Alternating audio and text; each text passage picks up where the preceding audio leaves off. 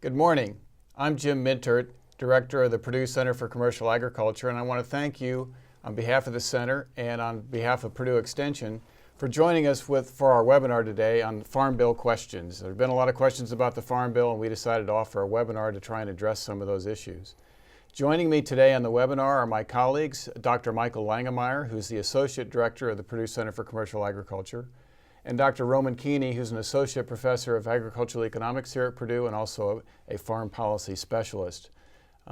Let's talk a little bit about this Farm Bill, but first, before we do, if you have some questions about the Farm Bill and about some of the issues that we're talking about today, anytime during the webinar, just send me an email at my Purdue address here, jmintert@purdue.edu, and I'll be monitoring that email during the course of the webinar, and we'll try and address those questions during the webinar.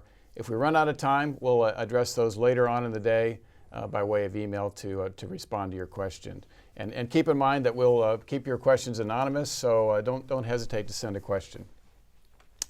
Let's just review a few details about the Farm Bill before we kind of address some of the questions that have come up in many of the meetings that we've conducted around the state of Indiana and throughout the Midwest. So we've got some new programs in the 2014 Farm Bill. By now, many of you are familiar with these, but the first, of course, is the Ag Risk Coverage at the County Level Program, the Price Loss Coverage Program, and then the Ag Risk Coverage at the Individual Level Program. You have to make a choice for each individual FSA farm number. We're going to focus our attention today on the first two.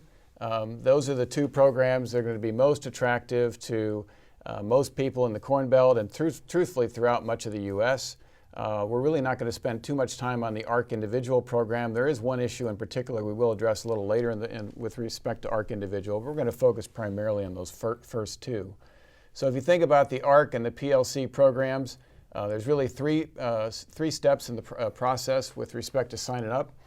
The first one, which we're getting very close on the deadlines for, is to reallocate base acres and/or update your CC yields. That deadline is approaching here at the end of next week. So if you have not made those decisions yet, we'll talk a little bit about that, but truthfully, you need to be moving very quickly on that. In fact, our contacts at FSA have suggested if you haven't actually made an appointment yet to make those changes, you should probably be making that phone call today. After you do that, you have a choice of whether you want to sign up for one of the ARC programs or the PLC program. That's known as the election. You have until the end of March to do that. And then finally, after that's completed, sometime this summer, you'll have an opportunity to actually enroll, and that'll take place on an annual basis for each year of this 5-year Farm Bill. So the first question I want to address just for real quickly here is, should you be updating base acreage or not? In the Corn Belt, a lot of farmers have the opportunity to reallocate some of their base acres to corn, given the fact that a lot of people upped their corn acreage in recent years, and that might reduce their soybean base acres and maybe reallocate some base acres to corn. As we look at it, payments per acre under these, particularly the ARC-County program and even the PLC program, in the Central Corn Belt for corn are likely to be higher than they are for soybeans or wheat, and as a result, in the Central Corn Belt, we would favor reallocating base acres to corn over soybeans if you have that opportunity. If your historic wheat base is large, and this is going to apply primarily to people that are perhaps a little bit outside the Central Corn Belt, if your historic wheat base is large, you really ought to compare potential payments across all three crops. And essentially what that amounts to is that as you start moving away from the Central Corn Belt, we find that potential payments under the for wheat base acres are higher typically than what they be in a relative sense to corn than they would be here in the Central Corn Belt. So if you have a historic wheat base, you need to make some comparisons. Truthfully, you need to look at the spreadsheets and crunch the numbers on your own farm, because it's going to vary a little bit on an individual farm basis as you move away from the Central Corn Belt. So Roman, let's talk about some details about the ARC-County program, just kind of review some details. Sure, thanks Jim. So we have the election process is this irrevocable decision, and that means that we're going to be choosing our program sometime before March 31st, and that will last between 2014 and 2018. That's the life of this Farm Bill. Now, 2014 crop year is in the shed, so to speak. But we're still realizing the prices for 2014, so we're still determining the payments as the rest of the marketing year fills out. And so that one will actually be sort of a retroactive payment paid in 2015, and then everything progresses after a marketing year. So 2016 will be the payment for the 2015 crop year that people are starting to plan now. The ag risk coverage program could essentially be called revenue protection, in terms of a subsidy payment. It looks to benchmark revenue from the last 5 years and provides you a benchmark level and a guarantee level, and we'll talk about that a little bit more and how they compare with others. But the key number there is 86%. Yeah, if you take recent history the last 5 years, you take recent history from the last 5 years, and you have a shortfall that goes below 86% at the county level, right? So this isn't tied to your own farm. Then you're going to start to trigger payments, and those payments will last for the 86% to 76% band. So it's a 10% cap on that payment. We call it shallow loss because it got that name for sort of resting inside the deductible space of an insurance contract, covered at 75%. So, yeah, I mean, it's shallow loss, and it stays in the shallow loss space. It's not an ongoing payment like the alternative program we'll look at in a second. So the key features are it kicks in fairly quickly, but your total payment is capped at 10% of the benchmark. It kicks in the shallow space, but then you're basically self-insured after that. That's right. The government program is not your sort of resource for making up differences there. Yeah, I think we've talked about Olympic averages for months and months now, but that just means you take the last 5 years and you'll drop the high and the low yield and the high and the low price. And almost every spreadsheet tool, online tool that you use is going to do that automatically for you. So if you put in 5 numbers, it'll take out the correct high and low. But that goes forward. So it's a moving average, so we have to keep that in mind. So as we move forward the next 5 years, we'll be picking up some high prices and low prices that may actually not figure into the calculation. And so people want to keep that in mind. One important point is the highest prices starting today are from 2009, so those will only exist for 1 year. And that has some real benefit built into the ARC-County program, because it means that whatever the ARC-County guarantee price is today, it will be for 2015 as well. So in the context of this program, it really fixes a pretty high price level for the first 2 years of the program, 14 and 15. Exactly. So, and that's going to be key when we look at the spreadsheet here in a couple minutes. You'll actually be able to demonstrate to them that in 2014, the sort of ARC-County corn price is $5.29, and they'll see the exact same number for 2015. And that's one of the big advantages of the ARC-County program, and I think maybe that's not widely appreciated by people, so we'll hopefully demonstrate that more clearly in the spreadsheet. It's a complicated calculation. I get lots of questions, and they say, why didn't that number change? I said, do you remember when I told you drop the high and the low? Well, let me show you where the low was. And as time moves forward, there's 2 ways to drop a number out. Either the 5-year window moves past it, or it's the lowest in the series. So, and then the last piece here is just the sort of normal legislated reduction on your base acres. So participating in the program, you have the full base, but we only pay you on a percentage of that, and it turns out that's 85% for the next 5 years in this program. I think, Mike, talk about PLC. Now let's talk about price loss coverage. You can think of price loss coverage as a challenger to ARC-County per se, and so let's get into some details here, Jim. Payments occur if the higher of the U.S. average marketing year price for the crop year or crop loan rate falls below the crop's reference price. And so this is driven off of reference price rather than revenue like the ARC-County program. So let's look at these reference prices. These are extremely important because this is going to tell us whether we trigger a PLC payment. For corn, it's $3.70. Currently, the marketing year average price so far is slightly below that, and so in 14, for example, there's at least a small payment expected. That could change depending on the rest of the year's prices here for the 14 marketing year, which does go from October 1 to September 30th. And so we need to keep that in mind. The soybean reference price, on the other hand, is really quite low. We're going to look at some forecasted prices here in a little bit, and you're going to see, at least based on the forecasted prices from the University of Missouri FAPRI, that reference price is currently below the forecasted prices for the next 5 years. That doesn't mean that we won't fall below 840, but at the current time we're not expecting to drop below 840. That makes PLC relatively unattractive for soybeans, and we'll get into that when we look at the spreadsheet. Wheat is a different critter altogether compared to corn and soybeans. When you do a lot of calculations in the Corn Belt, particularly Indiana, the payments for corn and soybean, ARC-County looks better than PLC, and we'll show that for a county coming up here. For wheat, it's really not the same story. For wheat, many times PLC combined with the SCO, which I'll talk about here in a little bit, is very competitive, and so that's very important to keep in mind. That if you have a lot of wheat acres, or you have wheat acres in your base, you're going to need to carefully look at PLC as a challenger to ARC-County, much more so than if you looked at when you're looking at corn and soybeans, PLC as a challenger to ARC-County. Again, similar to ARC-County, payment is made on 85% of the base acres, so that's exactly the same as ARC-County. And payment is made regardless of actual plantings in a given year. That's a very important point. And that's true on both programs, Yes. ARC-County or the PLC program. Payments are based on base acres. Yeah, it's based on the history of the acreage as opposed to what you planted in a particular year. If no choice is made, the farm defaults to PLC, but you forfeit the 2014 payment. As we're going to show here, there's a likelihood that you're going to get a 2014 payment, so you want to make an election, either ARC-County or PLC. Absolutely.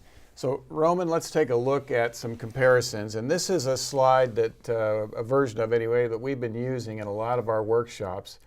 And so let's take a look at that, and then I think you want to look at some changes to that as well. So explain this, walk us through this a little bit. Okay, well we have 3 lines here, and we have 2 programs represented. And so if we look at the top legend for the graph there, you see a plain blue line means you're tracking the market.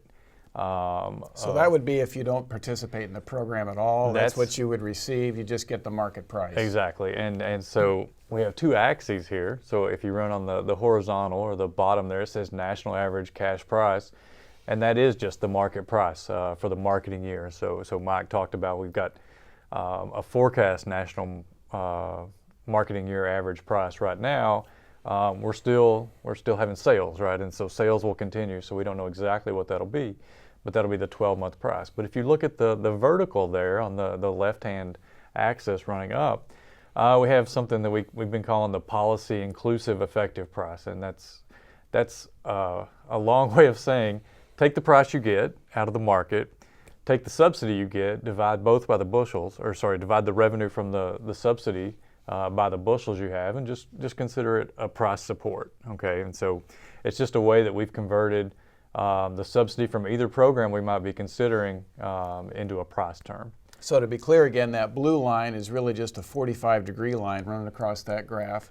Right. It says that as prices go down at the market level, your policy inclusive effective price is going down penny for penny and dime for dime with it. Yeah, so it's So let's take a look then at the red line. yeah. So if you track the blue line, you see it's a 45-degree line moving all the way up. Well, the green and red line sit with it for a while, and those are our 2 policy reflecting prices or policy including prices. So the red line is the ARC-County, and the green line is the program Mike just talked about, the price loss coverage program.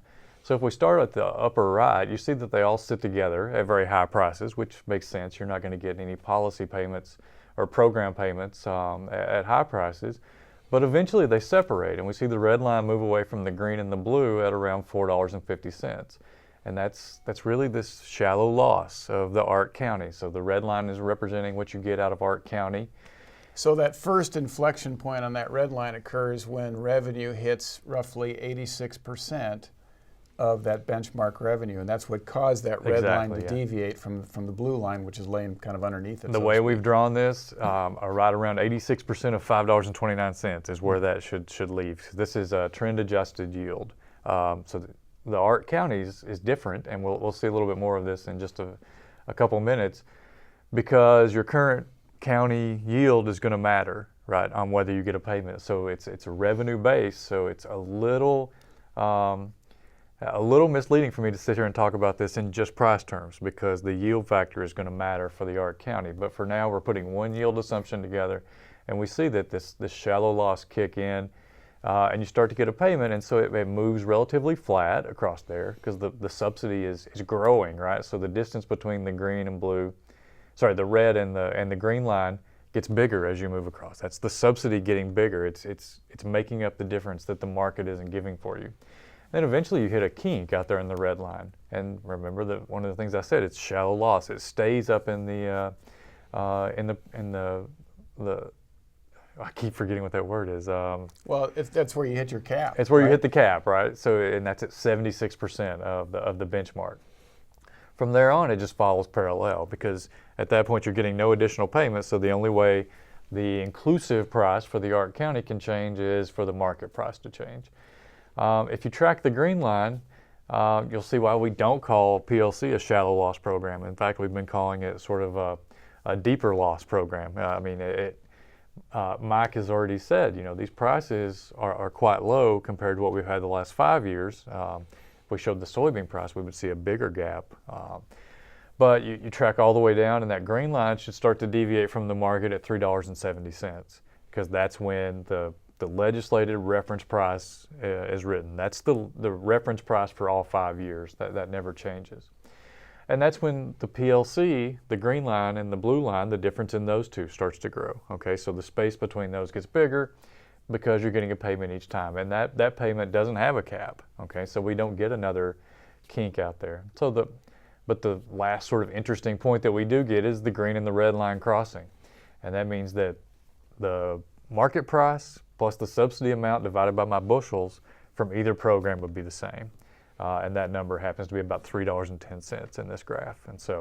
And then as I look at points to the right of where that red line crosses the green line, which program provides more revenue to me as a producer? To the right, it's ARC-County. Yeah, and to the left? To the left, that's PLC. Okay, yeah. so that gives you kind of a decision point. So then, to be clear, this graph has a yield assumption built into it. And tell us again what that yield assumption behind this graph is. That yield is 2% over what the benchmark has been. So if this, I think I used the state average to construct this, so about a 160 yield is built into this. So that's Indiana statewide. Yeah, so this would apply Indiana statewide on an average basis, but it doesn't apply to any individual county. No. And so next we're going to look at some assumptions because later on this week, I think, actually, USDA is going to release the county yield estimates from NASS. Yeah. FSA is not going to finalize what those county yields are till I think this summer, perhaps. Yeah. But we'll have a pretty good idea of what those county yields are, so we could actually do a little better job of guessing what it looks like than what this graph looks like. Now the shape and the position is all relevant for any county that has a 2% yield growth, right? Because everything is relative to something else, and so that's really what's going on there. And if I can go to the next slide. Yeah, let's look at that. What if your county has 20% above the benchmark yield? And what happens is you just squeeze down the space, right? That ARC-County is preferred to PLC. You see the gap basically disappears, and it sort of makes sense, right? There's a 86% is what you're covered at. Well, one way to be below that is from the price side, but a way to make up that difference is on the yield side, right? I mean, this is classic revenue program. You multiply two numbers together. And so the percentage loss on one side can be made up by the percentage gain on the other side. So if you had a 20% increase, it's a 20% over the benchmark for the state of Indiana, you essentially just narrow that down to almost nothing. I think the price kick there is about $3.80, so about 10 cents above. The ARC-County, triggers at about $3.80. And then it caps out there. And so there's still some, right, because the revenue protection is there, but this is a gap that almost represents a wash between the two programs. The uncertainty built in could lead you either way. Yeah, right. And so that's a good way to put it. It's kind of a toss-up. The graph makes it look like, with the exact assumptions you made in building the graph, that ARC-County would be preferred. Basically, not too much different in terms of the space where you would prefer. Well, yeah, and if you consider the downside protection, the non-cap On PLC, when you're this close, then this is really the wheat graph that we have right now, based on prices more than yield. But if I drew you a graph for sort of the wheat outlook, I mean, ARC-County probably is a little bit better, but the fact that you get this unlimited downside on PLC could be the sort of tipping point. And again, let's keep in mind, both of these programs are 5-year election. And we're looking at a single year. Now, over time, right, the yields are going to adjust, the prices will move around, and all these things will Now, Roman, shrink this and grow. graph is probably reflective of what may occur in 2014. In some counties, we could see a 20% higher right. than trend yield. But 2015 may look more like the previous graph you showed at trend yields, where the ARC-County did have a pretty big advantage. And so I wanted to bring up that point. Exactly. In 2014, this graph may look like this, but 2015, if we use trend-adjusted yields as our kind of our forecast, it's going to look more like the previous graph. That's right. No, that's exactly right. And that's a point that can't be lost here. Yeah. Is when we put these graphs up, we're always looking at 1 year. Yeah, these graphs are Yeah. 1 year at a time. Yeah. So, it's very useful, I think, in terms of getting a visual perspective of how these programs work. So, Especially when you go to the spreadsheet later and you start seeing 5 years, you want to keep in mind, where does the gap come from, right? Yeah. And these are trying to teach you the gap, really, between So the we'll programs. look at the spreadsheet, because I think that will help fill in some information. So with that, let's talk a little bit more about PLC. Michael, you want to talk about the One of the supplemental things we coverage? haven't talked about so far, if you choose PLC, you'll also have the option of choosing the supplementary coverage option. And essentially what this does is insure you from 86% down to your coverage level. So for example, if you chose 80% revenue protection coverage level, this would cover you from 86 to 80%. Now, of course, there's a premium associated with this, but the premium has a subsidy rate of 65%. And so, like a lot of other insurance products where the subsidy rate is that high, on net you expect a benefit from choosing SCO. But there's a couple points I want to make here with respect to this. SCO payments are going to be relatively small.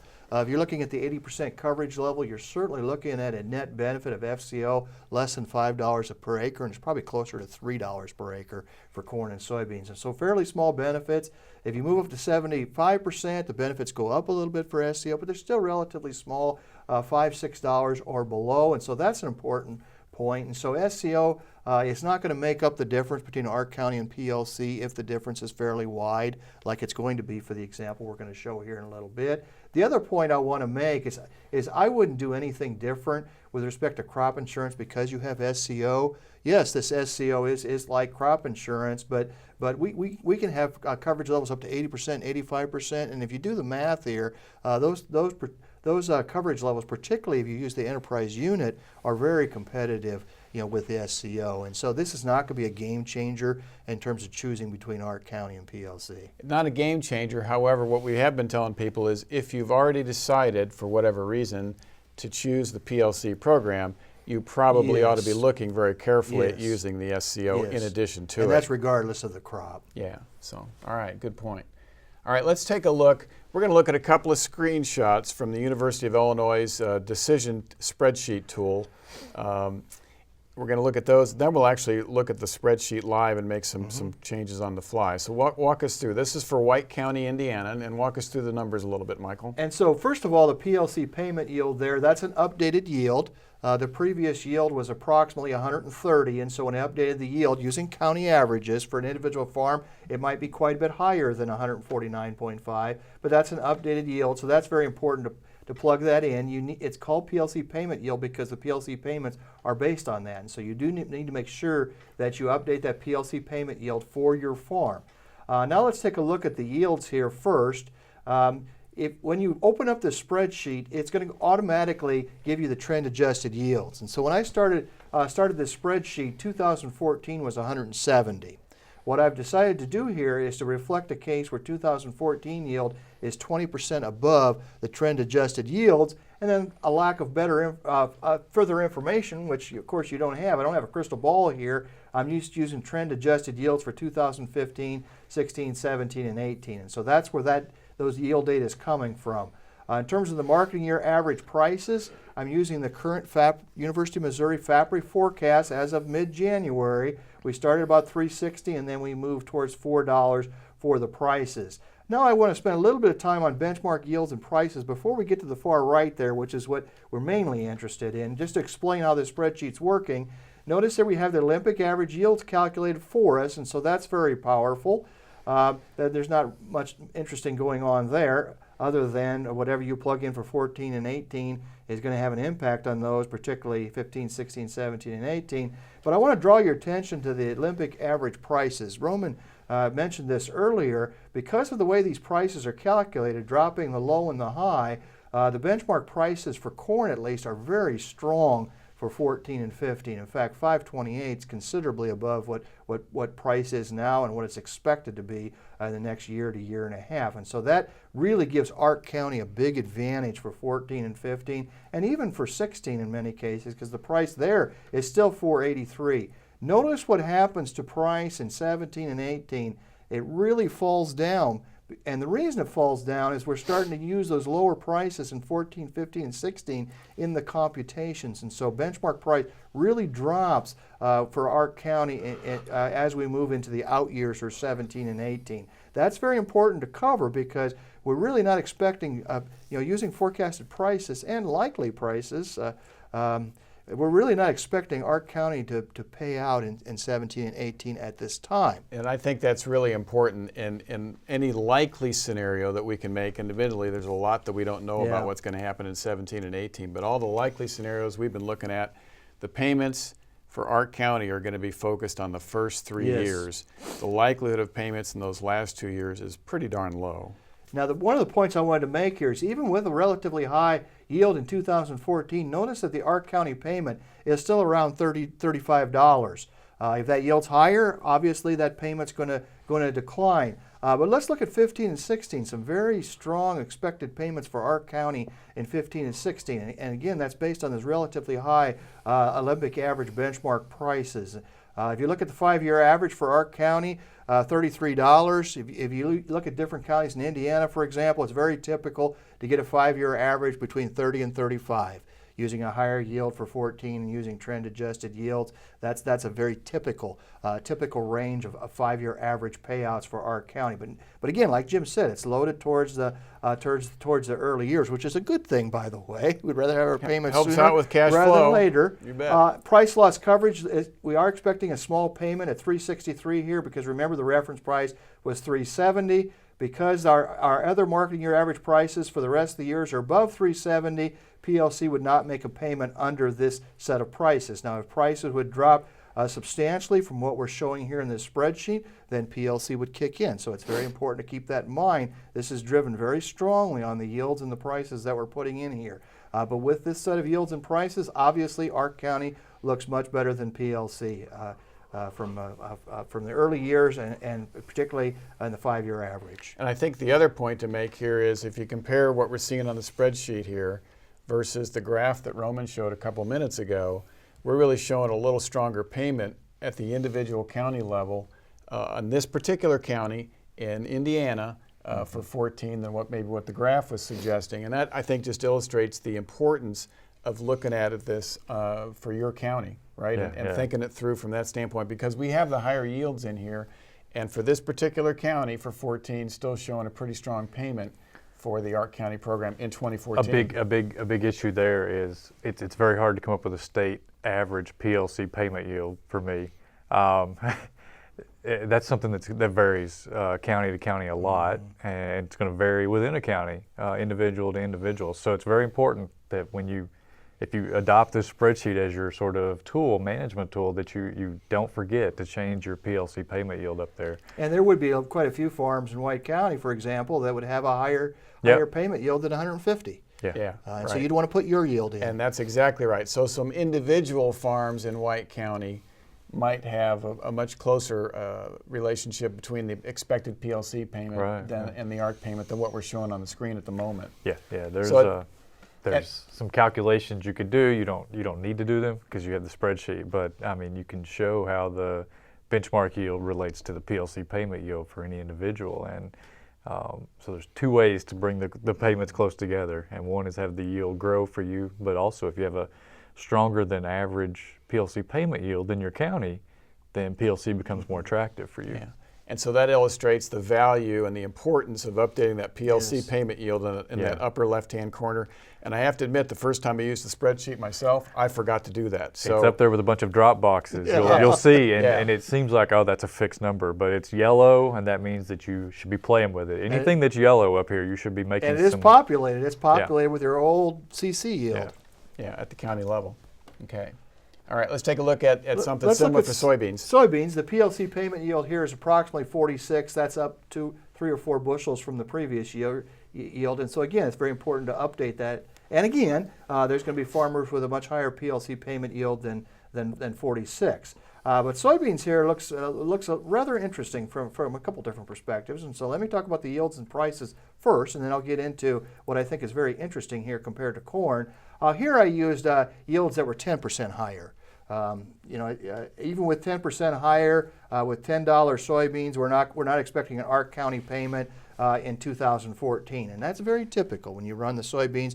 14 does not look like it's going to have a payment. However, for 15 and 16, because of expected drop in soybean prices, we're expecting some pretty good payments for 15 and 16. If you look at my information here, again using trend-adjusted yields for 15, 16, 17, and 18, using FAPRI, University of Missouri FAPRI prices for 15 of 876 and 911 for 2016, we can see that the benchmark prices there are pretty good all the way through 16, and so we do get some payments for 15 and 16, and they're pretty sizable payments for 15 and 16. Again, in those out years, we're not seeing a payment for soybeans for ARC County.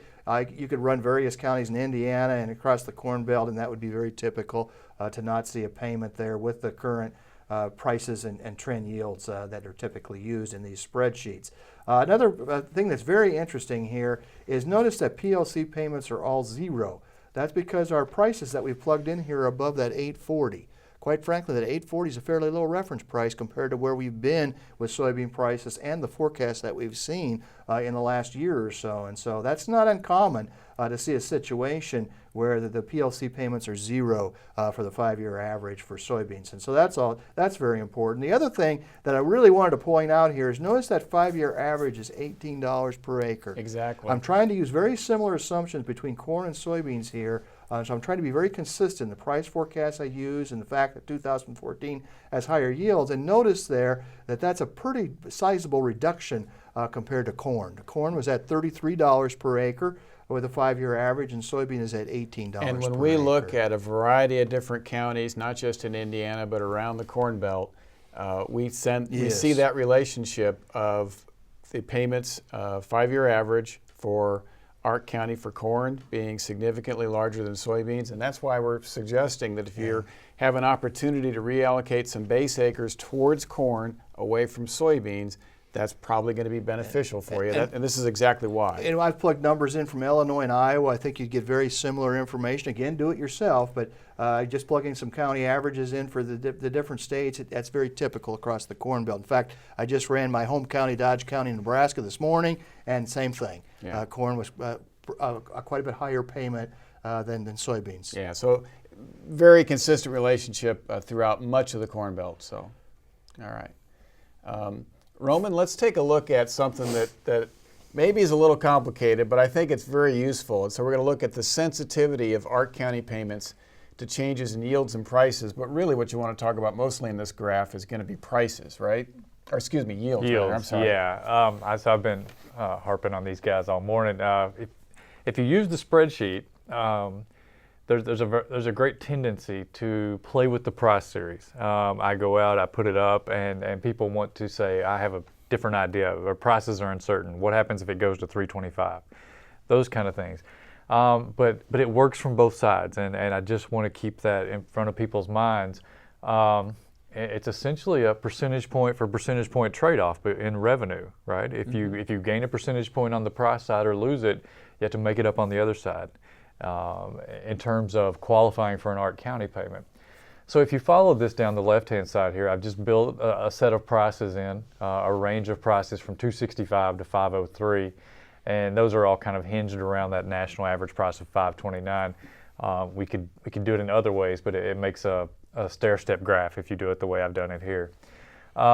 And so those prices are increasing as you move down. That's important to keep in mind. It's not something we normally represent it that way, but it works here.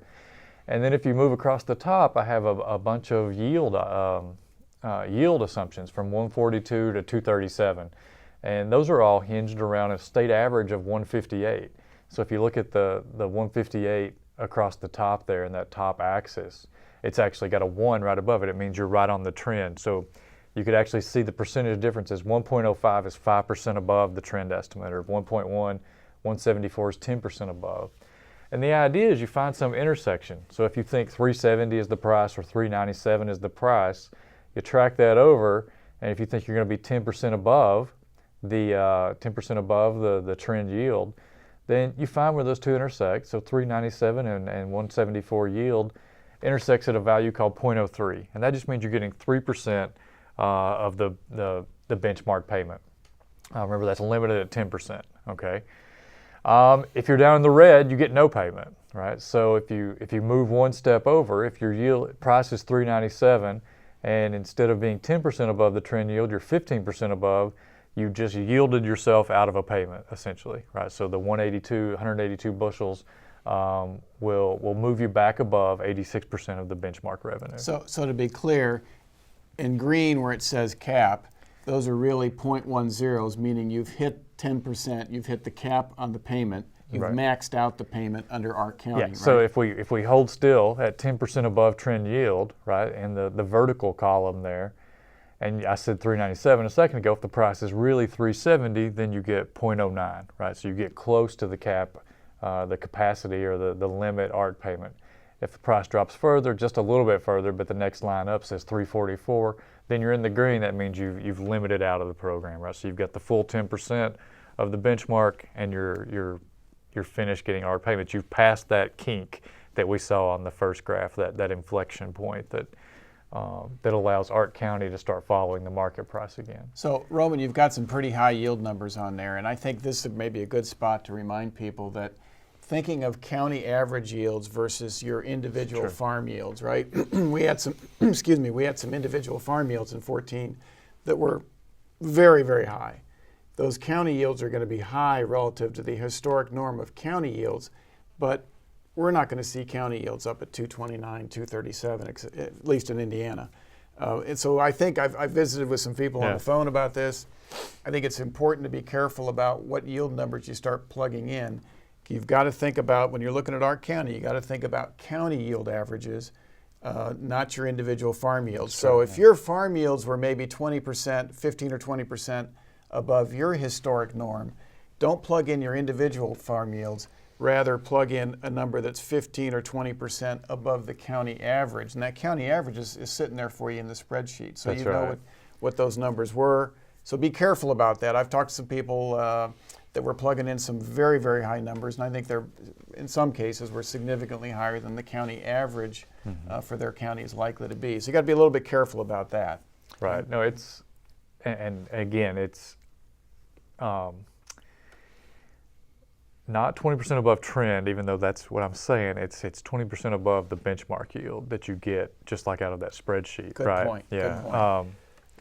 Jim, if I might, I want to relate it to that spreadsheet we just showed with corn. I was using 1.2. It's different yields because it was a county that had higher yields than the state average. But if you follow that 1.2 down, I was in that between 0.02 and 0.08 there. That's where that county was falling for 14. For 15, I was using the trend yield, and so then you follow the 1, the column on the top there that says 158. You follow that down, and we were essentially maxing. We're hitting the cap. Hitting the cap. And so I just wanted to relate it to that spreadsheet, and that was, it's heavily driven off of those assumptions I made in that spreadsheet, those computations. So good point. All right, let's maybe review a couple of things. Then we're going to go to the spreadsheet itself and maybe plug in some numbers. So just to review, if you look at it, we're coming up pretty close here on the deadline with respect to making base reallocation and yield updating decisions. So again, our contacts at FSA have indicated that if you have not made contact with your county office yet, do it today.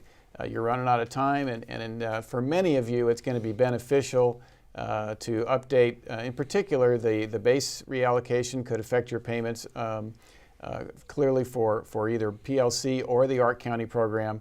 The yield updates are going to be primarily in this farm bill for affecting your payments with respect to the PLC program.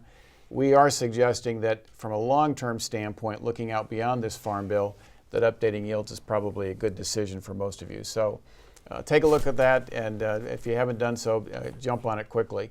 You've got a little time left until the end of March to make the election decision with respect to choosing one of the ARC programs or the PLC program.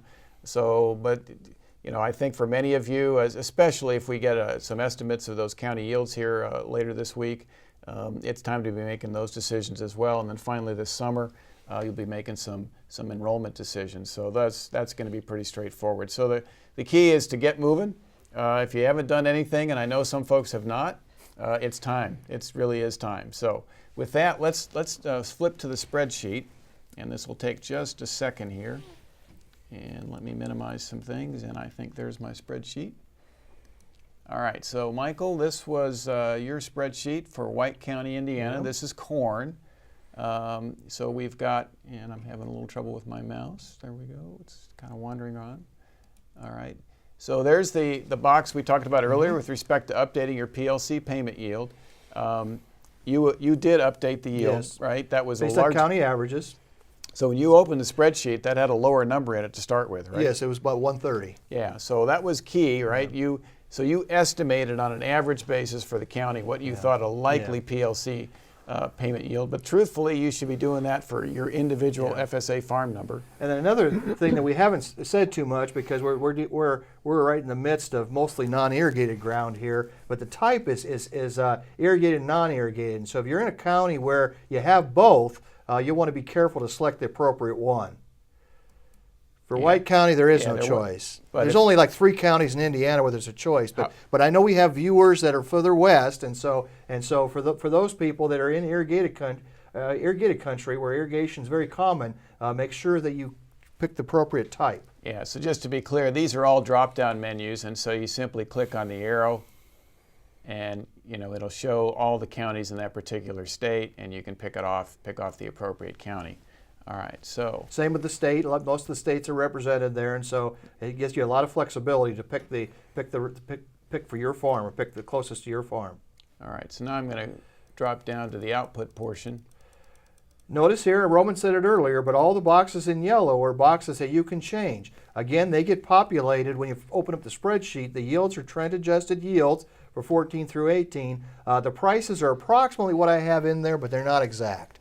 It's populated with a set of prices that go from $3.50 to $4, depending on the version of the spreadsheet you have, and so you want to make sure that you carefully think about changing those yellow boxes from 14 to 18. I want to go back to a point that Roman made.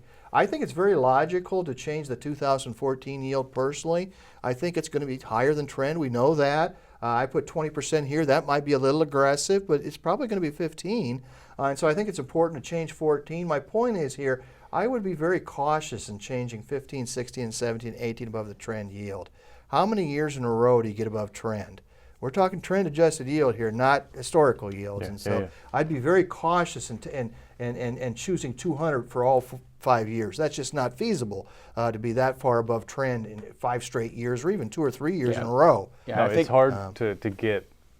So we know those won't be the right 4 numbers, but the average of those 4 numbers could be very good. And I'm just making the point that for 15, 16, 17, and 18, I've been telling people, and I strongly believe that trend-adjusted yield is probably your best guesstimate. Yeah. Certainly a good starting spot. But certainly playing with those yields is possible with a spreadsheet. And just to clarify, so when you open the spreadsheet, it was 170. It had 170 in there for 2014, which we're positive is too low for this particular county in Indiana. 204 was a guess. It might be on the high side. Let's back it to 195. Yeah, let's just see what happens at 195. And so watch 2 things. Watch what happens to the ARC payment, expected ARC payment in 2014, and then also the 5-year average. So I'm going to hit return or hit enter. And our payment in 14 went up to 62, but Our 5-year average didn't go Also- up maybe as much as we thought because you tell us why. Well, what happens here is if you have a relatively high yield in 14, it pushes more payments into 15 and 16 typically. And so in this case, 15 stays close to the maximum, but 16's a little lower than it probably was at a higher yield. And so you got to remember that your 14 yield impacts your benchmark yields for 15, 16, 17, Your and benchmark 18. revenue, yeah, exactly. So just to be clear on that, the 5-year average with this 195 in for 39. 2014 is 39, and we'll go back. You had 204 in there. It's And- 33, so it is higher. And you'll see that it's primarily 14 being driven here, but it also picks 16 a little bit. Yeah, so keep that in mind as you look at it. And I think it's really important to look at that 5-year average down there in terms of making your choice. Okay, what other scenarios you want to look at here, or do you want to look at the flip and look to soybeans? Let's You look might at- mention that this is a fast tools project. Yes. And if anybody that hasn't downloaded it or wants to can go to the Illinois Farm Doc site, or they can go to the center. We have a link that'll take you straight into their download page. So an easy way to find this is on the farm policy page on the Center for Commercial Ag website that we maintain. Roman has put links out there along with some great materials that explain some of these things in a little more detail if you want to read through some of this stuff. So we've got a direct link. You download the spreadsheet and use it on your computer. And we... If anybody's trying to do that right now, it looks funny to you because it'll come as an executable file. It's a safe file. It's just a way they've packaged the spreadsheet to unload. I mean, a lot of people are on the lookout these days for executable files, and they don't download them. And a lot of times you'll get a warning from Windows, but we've run through this one. Illinois has not been hacked. It's a safe download, and you just click it once, and it builds the spreadsheet up for you. And I guess to be clear also, for many of you, especially if you haven't spent much time on this yet, we really think the spreadsheet tool is by far and away the easiest thing to use. If you're interested in evaluating ARC-County versus PLC, this is the easiest way to do it. And then just keep that rule in mind that the SCO is going to give you going to bump PLC up there a little bit, maybe $5. That's kind of a rule of thumb. Yeah, so in that sense, the spreadsheet underestimates the potential payments or potential benefits of PLC a little, but now, not when I very say much. $5, I'm talking more the Corn Belt. You move further west into Nebraska and Kansas, that PLC could be quite different. Because remember, it's 86% down to your coverage level. You have lower coverage levels in the Western Corn Belt, and so your SEO payments are a little higher. But here in Indiana, 75–80% coverage levels are very typical, and so you're not getting a very big boost from SEO. Yeah, and that would apply Indiana, Illinois, Ohio, Eastern Iowa. Nebraska, all the way through Ohio. Yeah, but you're right. As you move farther away, Let's use 350 prices there. If we 350 all the way through, and we'll show you here related to the graphs that Roman was showing earlier. And go ahead with 350 down farther as well. Yeah, let's just use all the 4 years. What we're going to see here is PLC is going to make some payments. Notice it's making some payments of $25 there. But even under this scenario where prices are quite a bit lower than what we were showing there from University of Missouri, ARC-County is still better. And that's related to that 310 you were talking about. You'd have to have very low prices, very low price expectations before PLC would be preferred to ARC-County for corn. Let's point out one other thing here. The ARC ag risk coverage county price can actually fall below 370. So if you look, Mike just put in, or Jim just put in 5 years of $3.50. I don't have to do much math to realize the average of that has to be 350, and the Olympic average has to be 350. But the last price for 2018 is actually 370, and that's because they've properly coded this to say that, you know what, that ARC-County price can never go below 370. So it's actually tied to the reference price, right? You can never get a price built into that's below the reference price. So essentially 86% of the reference price is what you would be calculating payments off of. That's a good point. Yeah. And the other thing that I think is kind of useful that I sort of have found helpful in the past has been to ask the question, you know, how far down do I have to drive prices, particularly in the out years, before the PLC payment, the 5-year average PLC payment would actually equal the 5-year average under ARC-County. And I guess I'm going to go back. Michael, what did you have in for 2014? 363. 363. So we go back to the FAPRI number for 363. And do you remember? Yeah, the second year was 381. Okay, so if we stick with those, that they've got maybe a little more confidence in, then ask ourselves, okay, how low did we have to drive prices in the out years? And I'm just going to drop it 25 cents and see what happens. I don't think that's enough. Well, we'll see that. Yeah. So if we, Not quite. it starts getting closer. So if we're averaging close to current levels and projected levels for 14 and 15, how low do we have to drive it in the out years? Well, let's see. At these yield levels, maybe, what do you think, another dime? Yeah, probably. We'll drop it to 315 and see where that gets us.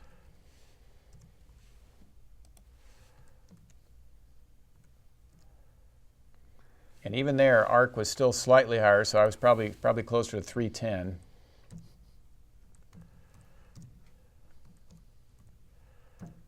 Yeah, that's getting pretty close. Getting pretty close, so it's actually maybe a touch below 310, maybe 305.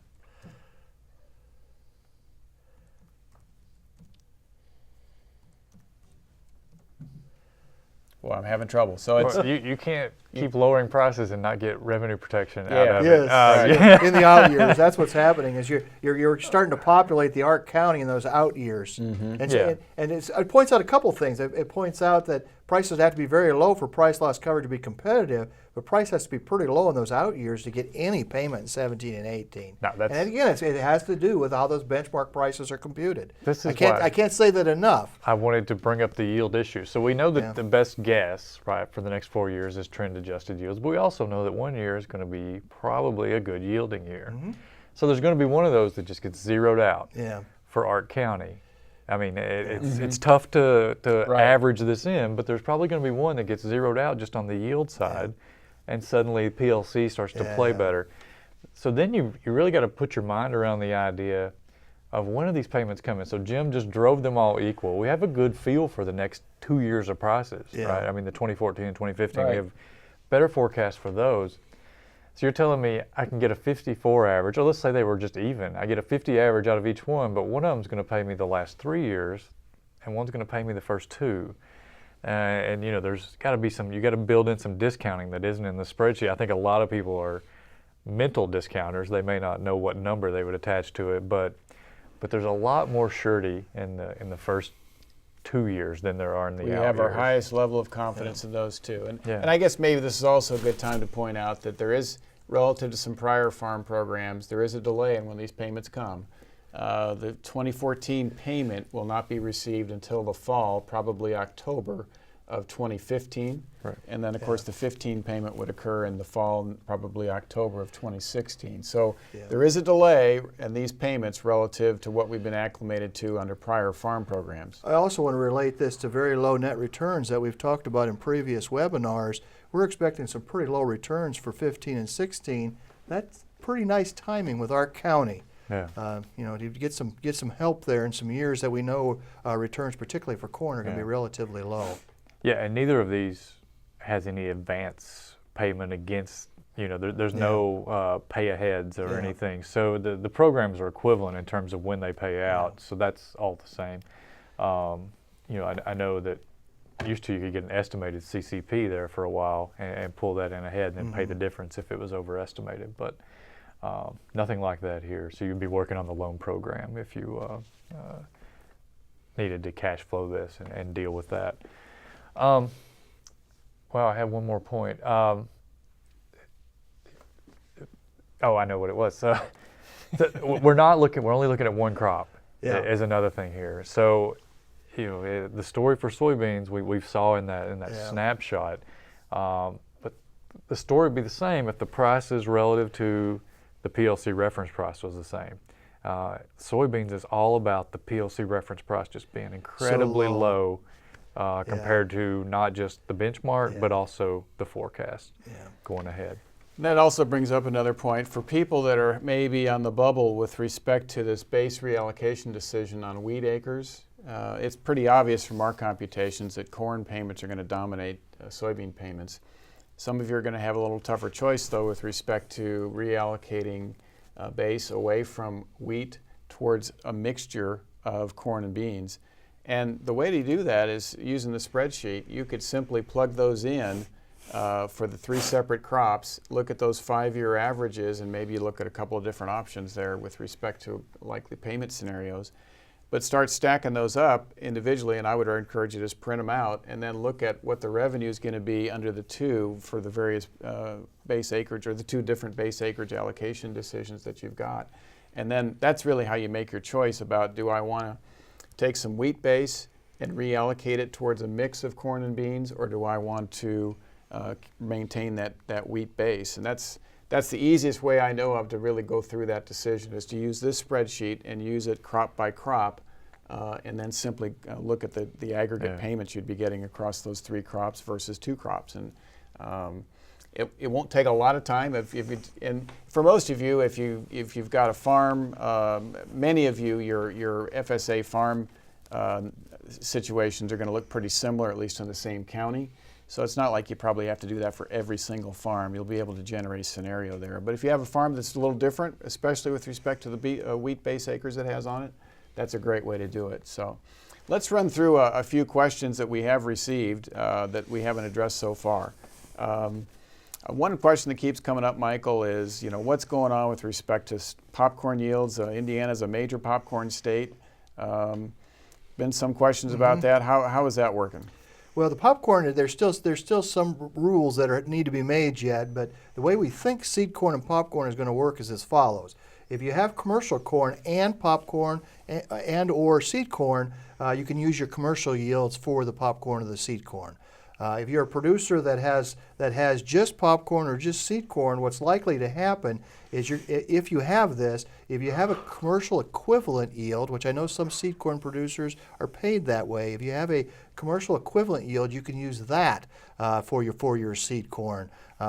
It's not exactly sure what they're going to use for popcorn yet if you don't have commercial yields to use, but that's the way we think seed corn is going to work. If none of the methods above work, you can use the county averages, but of course that's not going to be one you're going to want to choose. You're going to want one of those 2 options above, either using the commercial equivalent rate or your commercial yields for your corn. And then the third option, which FSA's told us, is that they expect to have a direct conversion factor for popcorn yields. Yeah. They're hoping to have that this week. Yes. So it'll be in time to make the sign up, although it doesn't leave a lot of flexibility there, but they expect to see that. And if you have waxy corn or white corn, you need to talk to FSA to see what the conversion factor would be for those. Okay. But I'm guessing that in all of these cases, if you have commercial corn and this specialty corn, you'll be able to use your commercial corn yields, but check to make sure that's the case. Okay. And I guess one other point that keeps coming up with respect to updating yields and base reallocation, those are landlord decisions.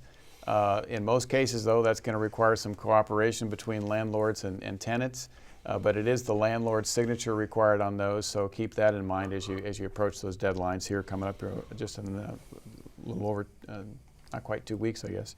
Let's see, one other question that comes up. We continue to get questions from people about the ARC-Individual program, and we've focused our attention here today on ARC-County and PLC because we think that's going to be the choice that most people need to focus their attention on. One issue with respect to ARC-Individual came up recently, and I had a question on this a while back, and that is if you have a situation where a farm plants a single crop, and this particular individual is looking at corn, if they lose the corn crop, and then subsequently plant soybeans and plant them after the crop insurance planting date has passed, and so they wind up declining crop insurance coverage on the soybeans.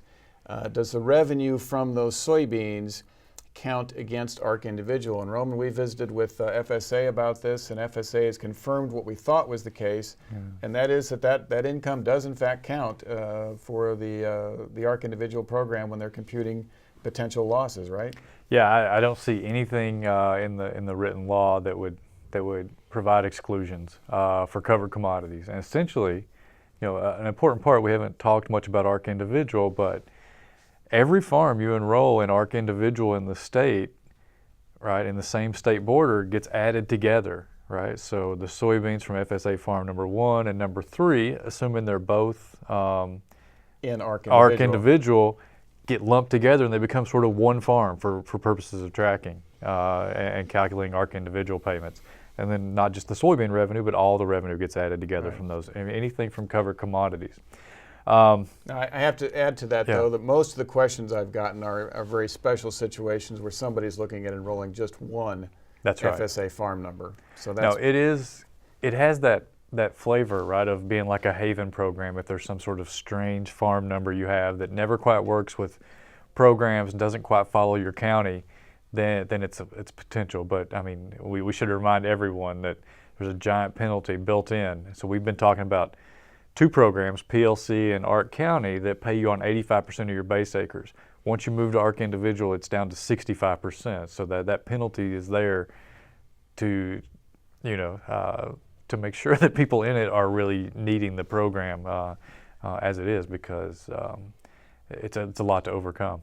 yeah. There is a slight built-in advantage, though, to growing fruits and vegetables. You have a little bit more flexibility in terms of the percent of fruits and vegetables you can grow with the ARC-Individual, and so that's important to point out because that may be important to some people. No, that's right. It works right off the 35, Yes. the 65 versus Yes. 85. Yes. Yeah. So 15% of your acres flex, right, so to speak, Under the PLC. under the PLC and ARC-County, but under ARC-Individual you could flex up to 35%. Yes. So those you still get the payments on the covered commodities, 65% of the total base. So, but only 15% is all you're allowed on the PLC.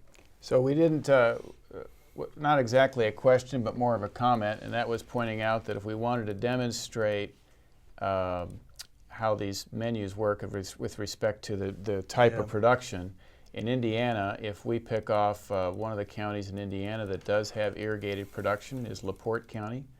And let me scroll up to that real quick. So I'm going to pick off LaPorte. I'm going to stick with corn, and it defaults to the non-irrigated production. But if I'm an irrigated, I could select off the irrigated right there. So just to be, let's see. I guess I'd have to go back and use the defaults real quick. Okay, I'm not set up to run the macro, but to actually make this work properly, I'd need to click back, use the defaults. Which would run a little macro in the background, and if I did that, it would populate a different set of yields. But there is some counties, particularly that have quite a bit of irrigation, where you'll have a choice there. Yeah, and that's going to be, as you pointed out, a much more important thing as Yeah. you move west and to some Yes. extent south. So much more of that in some of those other communities. So with that, I think we're going to wrap it up for today. I just want to point out one additional point, and that is if you're interested in some more information on this on the web, you can visit our website, and the easiest way to find us on the web in your search engine is just type Center for Commercial Ag. That should pop us up number one in your search engine results. And when you get there, go into programs, and you'll find, or actually resources at the top menu. And one of those options, you'll be presented with a series of buttons. One of those options is Farm Policy. That'll take you to a wealth of information that Roman has developed and posted on our website. Spreadsheets, links to the University of Illinois spreadsheet tool, link to the online tool developed by the University of Illinois and Texas A&M if you choose to use one of those two. We've got a series of 4 fact sheets out there that maybe spell out some details on these programs that I think could be helpful. And also a link back to the webinar that we offered back in December. We covered some of these programs that we discussed today in more detail on the December webinar. Today we wanted to focus a little bit more on the questions that have arisen and demonstrate the use of the spreadsheet. If you're still a little unclear on some of the details of the programs themselves, you might want to revisit and view that particular webinar. The information in that webinar is still very pertinent. So those are some things you might want to tap into to help you make your decisions. And then I guess the last point is, as our friends at FSA have pointed out, if you have not contacted your county office, pick up the phone and do it today. So it's time. It's time to be making some choices and make some decisions. So with that, thank you for joining us on our webinar today, and we'll look forward to seeing you on our next webinar, which Michael, help me out here, the date on March that is 2nd. March 2nd, we're going to have another webinar, and we're going to focus that one on crop insurance decisions. And of course, we've got about a 2-week window in March to make our crop insurance decisions for 2015, so that webinar will focus on crop insurance. Thanks again on behalf of the Center and Purdue Extension. Thanks for joining us.